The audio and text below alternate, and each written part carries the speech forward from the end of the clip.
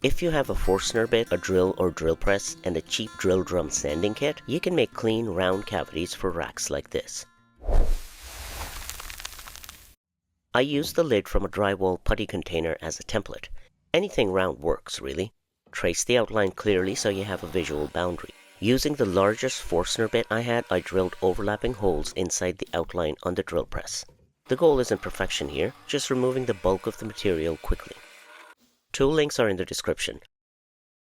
I use inexpensive tools that get the job done.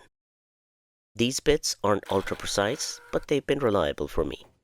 After drilling, I chiseled out the remaining ridges and high spots. At this stage, the cavity was rough but usable.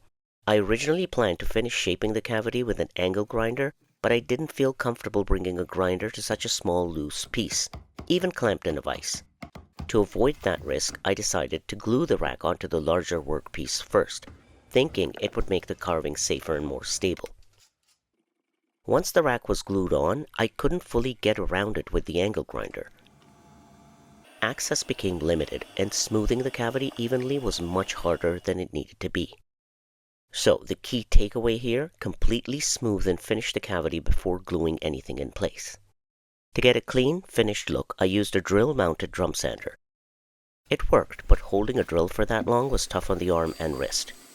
What I'd do differently next time, I'd securely clamp the rack in my vise and remove the bulk with my grinder, then mount the drum sander in the drill press and bring the rack to it.